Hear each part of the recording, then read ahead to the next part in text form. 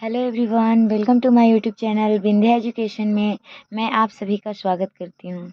जैसा कि हम लोगों ने सुबह में 2022 में जो भी 12th क्लास के हिस्ट्री में जो भी प्रीवियस ईयर पूछे गए हैं उन 50 प्रश्नों का हमने एनालिसिस किया था। आज हम लोग देखेंगे 50 प्रश्नों से आगे। इस समय हम लोग 50 प्रश्नों को और कर लेंगे और कल हम लोग 2021 में जो भी प्रश्न पूछे हुए हैं उनका एनालिसिस हम लोग करेंगे। क्योंकि मान लीजिए कि अगर हम लोग 3-4 वर्षों का भी प्रीवियस ईयर देख लेते हैं तो हमें कुछ हद तक आइडिया लग जाता है कि प्रश्न कहाँ से और कैसे पूछे जा रहे हैं। इससे हमें थोड़ा भी दिक्कत नहीं होगा। तो चलिए, हालांकि जो मैंने सुबह में जो वीडियो बनाया था उसमें मैंने गलती से पाकिस्तान के जो प्रधानमंत्री हैं उनका नाम मैंने मोहम्मद अली जिन्ना बता दिया था। हालांकि वो पाकिस्तान के पहले गवर्नर जनरल थे और पाकिस्तान के जो सबसे पहले प्रधानमंत्री थे वो लियाकत अली बने थे। तो उसके लिए मैं माफ़ी चाहूँगी और मैं ध्यान रखूँगी कि आगे से कोई गलती नहीं हो। और मुझसे अगर बोलते समय में मिस्टेक से कोई वर्ड अगर मैंने बोल दिया हो तो आप लोग उसे कमेंट बॉक्स में ज़रूर बता दिया करें। चलिए, बिना देरी करते हुए हम लोग आगे के प्रश्नों को भी देख लेते हैं। तो देखिए, हम लोगों ने पिछले क्लास में बंगाल के विभाजन तक को देख लिया था। 51 नंबर प्रश्न से हम लोग देखेंगे कि अंगुत्तर निकाय के अनुसार महाजनपदों की संख्या कितनी थी। तो देखिए, जो ये अंगुत्तर निकाय है एक तरह से ये बौद्ध ग्रंथ अंगुत्तर निकाय की बात हो रही है और उसमें बताया गया है कि महाजनपदों की संख्या कितनी थी, तो 16 थी। तो इस बात को भी आप लोग ध्यान रखिएगा। एक बार आप लोग जरूर 16 महाजनपद और उसकी राजधानी को देखकर भी जाइएगा। इन 16 महाजनपद में जो सबसे बड़ा महाजनपद था वो था मगध महाजनपद, जिसकी पहली राजधानी राजगिरी या गिरिव्रज ही कहा जाता है उसको, और इसकी दूसरी राजधानी बनी थी पाटलिपुत्र। और देखिए, ये जो अंगुत्तर निकाय है ये बौद्ध ग्रंथ है। यहाँ पर आपसे हो सकता है कि आगे पूछ दे कि भगवती सूत्र के अनुसार महाजनपदों की संख्या, तो भी हमारा आंसर क्या होगा? 16। और जो भगवती सूत्र है वो जैन ग्रंथ से संबंधित है। अगला प्रश्न देखिए, 52 नंबर प्रश्न कह रहा है कि मगध साम्राज्य की स्थापना किसने किया था। तो मगध साम्राज्य की स्थापना किसने किया था?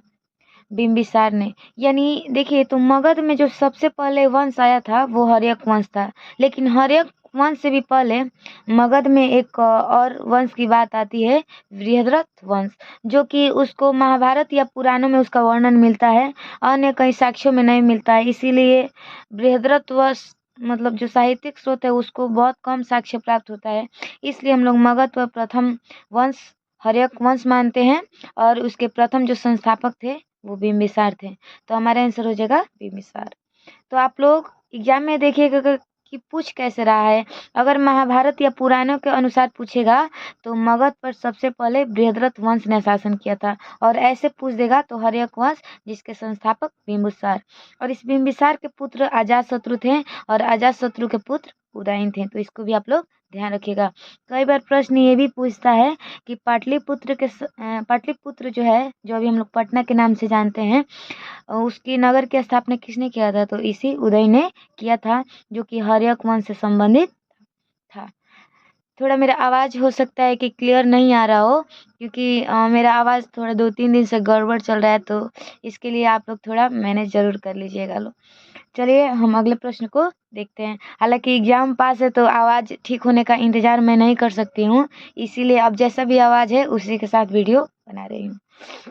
अगला प्रश्न देखिए क्या कह रहा है।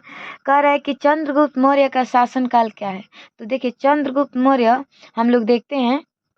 देखिए, तो इसमें जो चंद्रगुप्त मौर्य का शासनकाल है तो इसमें हमारा आंसर हो जाएगा 323 से 298 ईसा पूर्व। कहीं कहीं 322 से लेकर 297 ईसा पूर्व भी देता है। तो देखिएगा कि ऑप्शन किस क्लोज के आसपास आ रहा है। कभी कभी 323 भी दे देता है, कभी कभी 322 भी दे देता है। तो हमारा आंसर क्या हो जाएगा? 323 ईसा पूर्व में क्या करते हैं? चंद्रगुप्त मौर्य मौर्य वंश की स्थापना करते हैं। किसकी सहायता से? तो चाणक्य की सहायता से ये मौर्य वंश की स्थापना किए थे। अगला प्रश्न देखिए। देखिए, कई बार एक और प्रश्न पूछता है कि जब भारत पर सिकंदर का आक्रमण होता है उस समय भारत में कौन से राजा थे। तो उस समय नंद वंश के राजा नंद वंश के जो शासक थे घानानंद, वो उस समय भारत में शासन कर रहे थे। तो आप लोग उस समय चंद्रगुप्त नहीं मार दीजिएगा। हालांकि जो सिकंदर का जो एक तरह से सेनापति था सेल्यूकस निकेटर, उसका लड़ाई चंद्रगुप्त मौर्य से होता है। अगला प्रश्न देखिए क्या कह रहा है। कह रहा है 54 नंबर प्रश्न में कि विक्रमादित्य की उपाधि किस सम्राट ने ग्रहण की थी। तो यहाँ पर जो प्रश्न पूछा है विक्रमादित्य की उपाधि वो ग्रहण किया था चंद्रगुप्त द्वितीय ने। हालांकि देखिए तो इतिहास में लगभग 14 राजाओं ने क्या किया है, विक्रमादित्य की उपाधि धारण किया था, जिसमें से एक चंद्रगुप्त द्वितीय भी है। अब ये चंद्रगुप्त जो द्वितीय हैं ये मौर्य वंश से संबंधित नहीं है, इनका संबंध है गुप्त वंश से। तो इसको भी आप लोग जरूर ध्यान रखिएगा। अगला प्रश्न देखिए, कह रहा है कि अशोक किस वंश का शासक था। तो हम लोग जानते हैं कि अशोक मौर्य वंश से संबंधित है, क्योंकि मौर्य वंश के संस्थापक कौन थे, चंद्रगुप्त मौर्य, और उनका पुत्र था बिंदुसार, और बिंदुसार के पुत्र थे अशोक। तो अशोक का संबंध मौर्य वंश है। और हम लोग पढ़े हैं कि इतिहास में प्राचीन काल में सबसे पहले अभिलेख भारत में अशोक के ही अभिलेख मिले हैं। अगला प्रश्न देखिए क्या कह रहा है कि मौर्य साम्राज्य का प्रथम शासक कौन था। तो मानिए मौर्य साम्राज्य का प्रथम शासक कौन होगा, जो इस साम्राज्य की स्थापना करेगा। तो चंद्रगुप्त मौर्य ने क्या किया था, मौर्य वंश की स्थापना किया था। तो हमारा आंसर चंद्रगुप्त मौर्य होगा। अगला प्रश्न देखिए क्या कह रहा है कि महाभारत की रचना किस भाषा में हुई है। तो महाभारत की रचना हुई है संस्कृत भाषा में। तो इसको भी आप लोग जरूर ध्यान रखिएगा। पुराणों की संख्या कितनी है। तो पुराणों की संख्या है 18, जिसमें हम लोग पढ़ते हैं मत्स्य पुराण, विष्णु पुराण, ऐसे करके पुराणों की संख्या है 18। और देखिए इन 18 पुराणों में सबसे जो पुराना है वो मत्स्य पुराण है। तो इसको भी आप लोग जरूर ध्यान रखिएगा। अगला प्रश्न देखिए कि आश्रम व्यवस्था में कितने प्रकार के आश्रमों का उल्लेख है।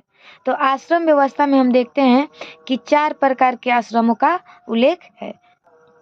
पहला ब्रह्मचर्य आश्रम, दूसरा गृहस्थ आश्रम, तीसरा वानप्रस्थ आश्रम और चौथा संन्यास आश्रम है। तो इसको आप लोग जरूर एक बार ध्यान दीजिएगा। तो यहाँ पर आश्रमों की संख्या 4 है, जिसमें हम लोगों ने देख लिया। चलिए हम आगे के प्रश्न को भी देख लेते हैं।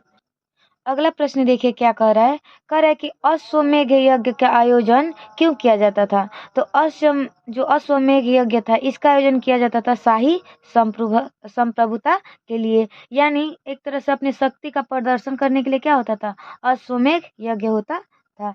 जिसमें हम लोग देखते हैं कि इसी अश्वमेध में क्या होता था कि एक तरह से एक जो घोड़ा होता है उसको छोड़ा जाता था उसमें, और वो जो घोड़ा होता था जिधर भी जाता था अगर कोई उसको अन्य राजा उसको रोकता है तो उसको राजा से लड़ाई करना पड़ता है। तो एक तरह से अपनी संप्रभुता के प्रदर्शन के लिए राजा लोग क्या छोड़ते थे, ये एक तरह से इसमें इसका अश्व का मतलब ही होता है घोड़ा।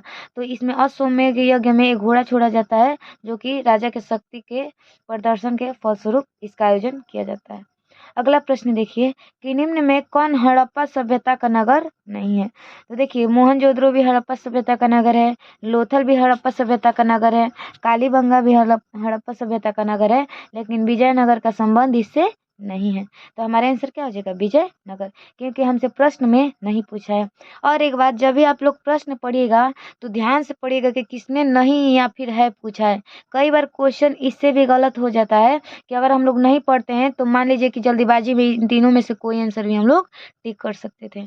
इसलिए क्वेश्चन जरूर 1 से 2 बार पढ़ने का प्रयास कीजिएगा। अगला प्रश्न देखिए, कह रहा है कि विलियम जोन्स ने एशियाटिक सोसाइटी की स्थापना कब की थी। तो विलियम जोन्स ने एशियाटिक सोसाइटी की स्थापना किया था 1784 में कलकत्ता में किया था। अगला प्रश्न, दयाराम साहनी ने हड़प्पा सभ्यता की खोज किस वर्ष किया था।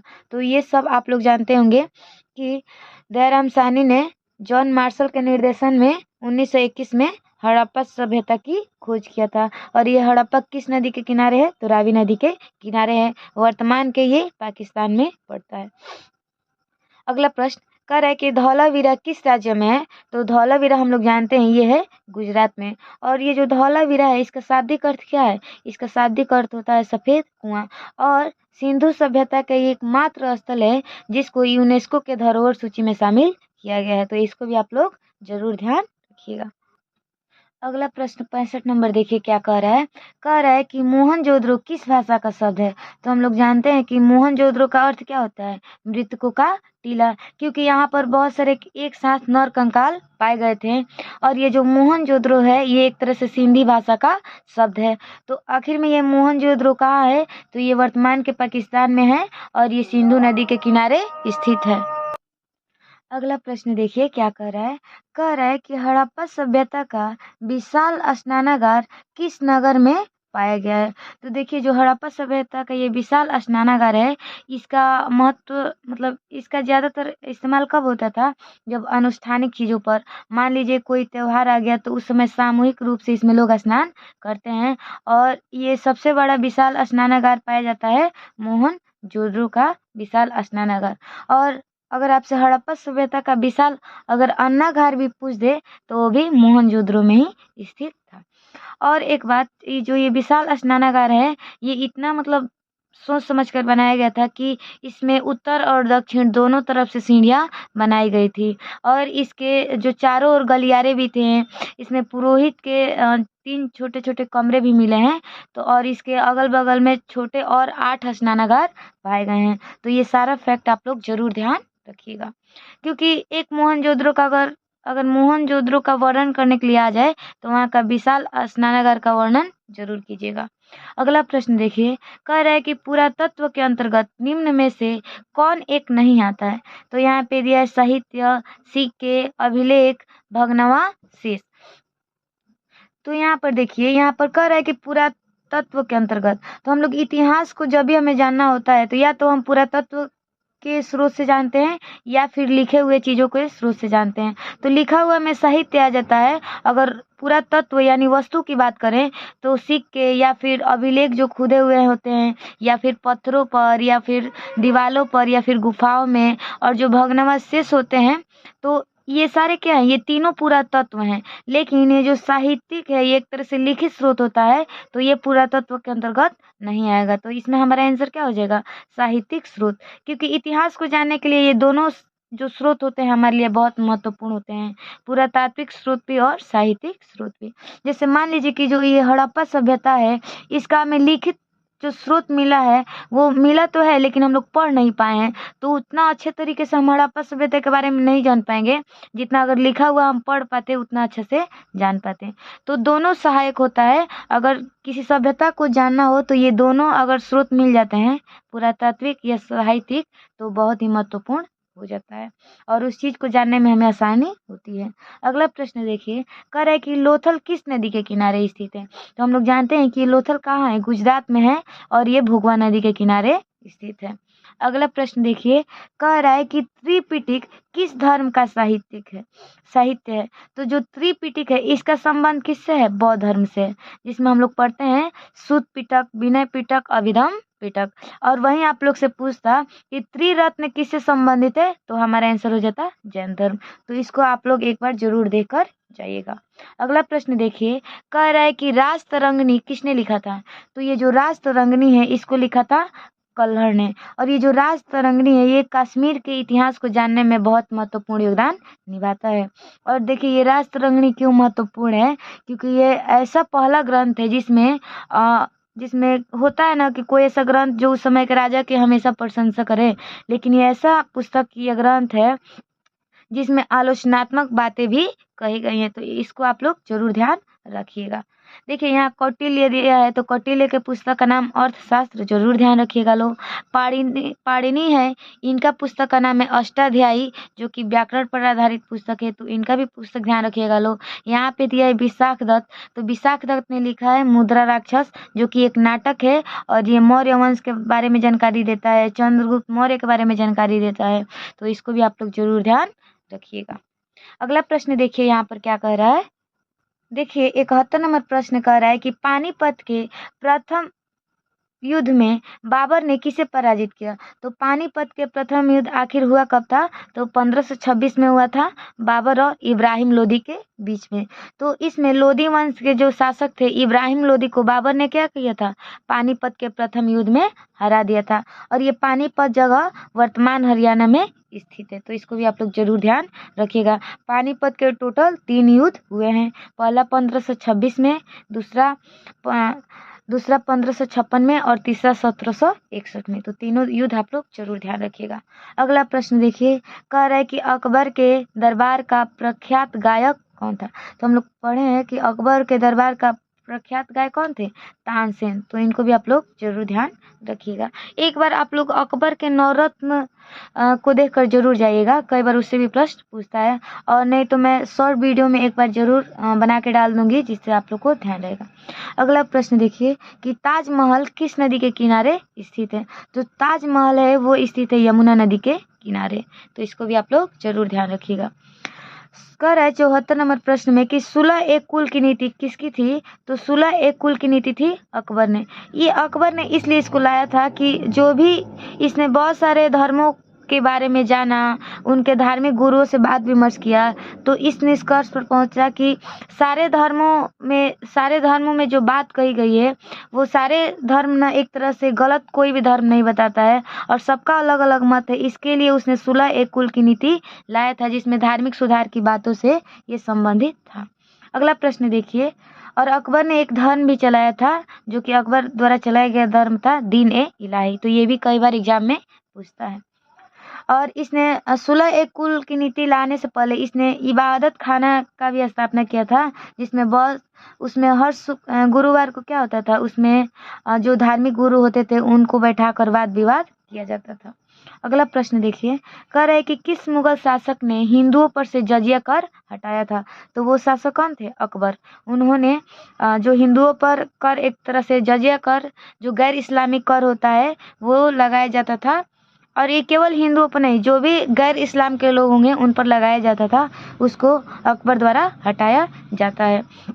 तो ये हटाया जाता है 1564 में। पूछेगा कि अकबर ने जजिया कर मतलब गैर इस्लामिक लोगों पर से कब हटाया? तो 1564 में। इसने दास प्रथा को हटाया था 1562 में।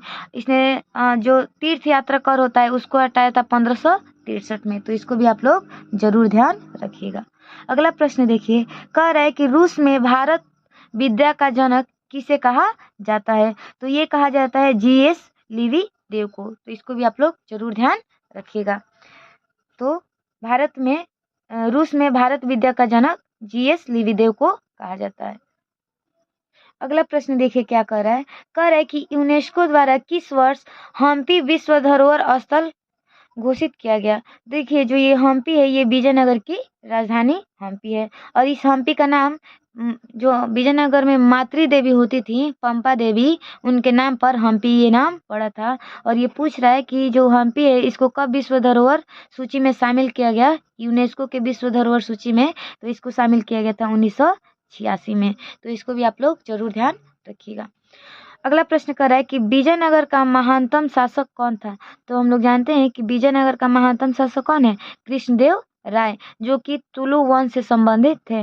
और विजयनगर में कुल 4 वंशों ने शासन किया था, जिसमें सबसे पहले वंश था संगम वंश, उसके बाद सुलु वंश, उसके बाद तुलु वंश, और उसके बाद अराविडु वंश।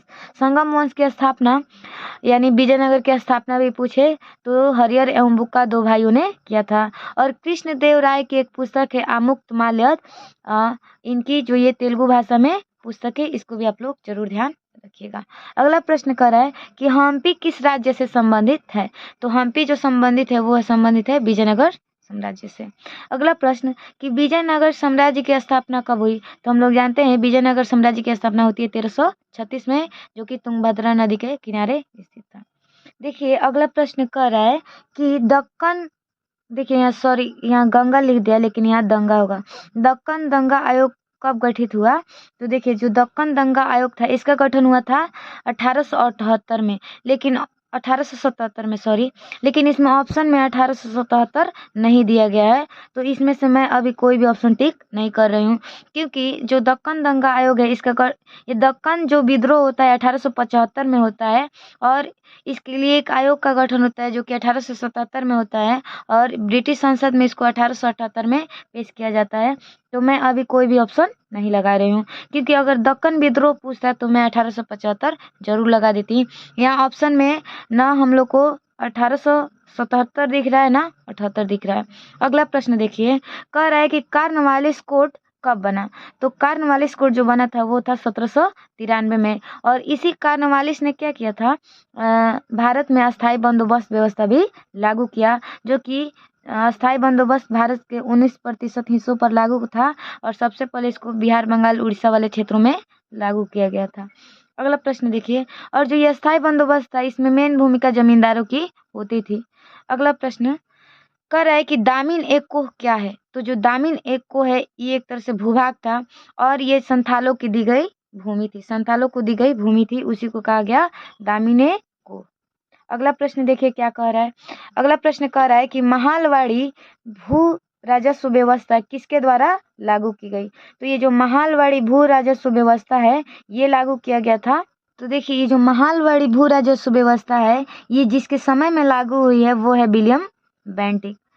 और देखिए ये जो महालवाड़ी व्यवस्था लागू कब हुई, तो 1822 में। और पूछता है कि इसको लागू किसने करवाया था, तो हमारा आंसर हो जाता हॉल्ट मैकेंजी, लेकिन ये ऑप्शन में हॉल्ट मैकेंजी नहीं है, तो ये विलियम बेंटिक के समय ही लागू हुआ है। अगला प्रश्न देखिए क्या कह रहा है। कह रहा है कि संथाल विद्रोह का नेता कौन था। तो हम लोग जानते हैं कि संथाल विद्रोह कब हुआ, 1855 से 56 में हुआ था, और इसके नेता कौन थे, सिद्धू और कान्हू। तो इसको भी आप लोग जरूर ध्यान रखिएगा। अगला प्रश्न कर रहा है कि फ्रांसिस बुकानन कौन था। तो हम लोग पढ़े हैं कि फ्रांसिस बुकानन कौन था, एक तरह से ये सर्वेक्षक था, और ये चिकित्सक भी था, यानी पक्षी विज्ञान का भी इसको जानकारी था, तो इसको भी आप लोग जरूर ध्यान रखिएगा। कह रहा है 87 नंबर प्रश्न में कि ईस्ट इंडिया कंपनी की स्थापना कब हुई। तो ईस्ट इंडिया कंपनी की स्थापना होती है 1600 ईस्वी में, 31 दिसंबर 1600 ईस्वी में। अगला प्रश्न कि लक्ष्मीबाई के गोद के लिए पुत्र का नाम क्या था। तो लक्ष्मीबाई ने गोद के लिए पुत्र का नाम रखा था दामोदर राव। देखिए जो लक्ष्मीबाई का वास्तविक पुत्र थे उनका भी नाम दामोदर राव है, लेकिन उनके जब पुत्र की मृत्यु हो जाती है और जो ये अगले पुत्र को गोद लेती हैं उनका भी नाम ये दामोदर राव ही रखती हैं। अगला प्रश्न कि जगदीशपुर में 1857 के विद्रोह का नेतृत्व किसने किया था। तो जगदीशपुर में 1857 के विद्रोह का नेतृत्व वीर कुंवर सिंह ने किया था, तो इसको भी आप लोग जरूर ध्यान रखिएगा। अगला प्रश्न देखिए क्या कह रहा है। कह रहा है कि रामानंद के शिष्य कौन थे। तो रामानंद के शिष्य थे कबीर, तो इसको आप लोग जरूर ध्यान रखिएगा। और पूछेगा कि रामानंद के गुरु कौन थे, तो राघवानंद। अगला प्रश्न देखिए, कह रहा है कि तलवंडी किसका जन्म स्थल था। तो ये जो तलवंडी है एक तरह से गुरु नानक का जन्म स्थान था, तो इसको भी आप लोग जरूर ध्यान रखिएगा। कह रहा है कि ख्वाजा मोइनुद्दीन चिश्ती की दरगाह कहाँ है। तो ख्वाजा मोइनुद्दीन चिश्ती की दरगाह है अजमेर में। अगला प्रश्न देखिए क्या कह रहा है। कह रहा है कि काशी में किस प्रसिद्ध संत का जन्म हुआ था। तो काशी में जन्म हुआ था कबीर का, तो इसको भी आप लोग जरूर ध्यान रखिएगा। अगला प्रश्न कह रहा है कि अगला प्रश्न कह रहा है कि बीजक में किसके उपदेश संग्रहित हैं। तो बीजक में जो उपदेश संग्रहित है वो हैं कबीर के, ठीक है। अगला प्रश्न देखिए, कह रहा है कि ह्वेनसांग किस देश का यात्री था। तो ह्वेनसांग था चीन का, और ये आया था हर्षवर्धन के काल में, तो इसको भी आप लोग जरूर ध्यान रखिएगा। तहकीक के हिंद किसकी यात्रा वृत्तांत है। जो तहकीक के हिंद है ये है अल बरूनी की यात्रा वृत्तांत। अच्छा ये जो तहकीक के हिंद है इसका एक और नाम है जिसको हम लोग कहते हैं किताबुल हिंद, और जो तहकीक के हिंद का अर्थ होता है भारत की खोज। अगला प्रश्न देखिए, कह रहा है कि मौर्य काल का प्रसिद्ध यूनानी यात्री कौन था। तो मौर्य काल का प्रसिद्ध यूनानी यात्री था वो था मेगास्थनीज, और जो ये मेगास्थनीज था इसको कौन भेजा था। तो इसको सेल्यूकस निकेटर ने भेजा था चंद्रगुप्त मौर्य के दरबार में अपना राजदूत बनाकर, क्योंकि सेल्यूकस निकेटर की पुत्री का विवाह चंद्रगुप्त मौर्य से हुआ था। और मेगास्थनीज की एक बहुत ही महत्वपूर्ण पुस्तक पूछी जाती है जिसका नाम है इंडिका, तो इसको भी आप लोग जरूर ध्यान रखिएगा। कह रहा है कि अल बरूनी, आगे देखिए कह रहा है कि अल बरूनी किसके साथ भारत आया, तो अल बरूनी आया था महमूद गजनवी के साथ। तो यहाँ गजनी लिखा है लेकिन महमूद गजनवी के साथ ये भारत आया था। ये भी अल बरूनी भी बहुत बड़ा विद्वान था। अगला प्रश्न देखिए, कह रहा है कि कैप्टन हॉकिंस किस मुगल शासक के दरबार में आया था, तो जो कैप्टन हॉकिंस था ये आया था जहांगीर के दरबार में। तो इसको भी आप लोग जरूर ध्यान रखिएगा। तो चलिए, हमने लगभग आज 100 प्रश्नों को सॉल्व कर लिया है। कल के क्लास में हम लोग देखेंगे 2021 में जो प्रश्न पूछे हैं उनको देख लेंगे, और उसके बाद से हम लोग पॉलिटी के प्रश्न भी करना शुरू करेंगे, क्योंकि आप लोग का जो सबसे पहले आर्ट्स वालों का एग्जाम है वो 4 तारीख को पॉलिटिकल साइंस ही है। तो उसको भी हम लोग, जो भी बाकी है, हम लोगों ने शायद 2024 का प्रश्न देख लिया है। अब जो भी प्रश्न बचा होगा उनका एनालिसिस हम लोग कर लेंगे। तो चलिए, हम लोग नेक्स्ट वीडियो में मिलते हैं। तब तक के लिए धन्यवाद।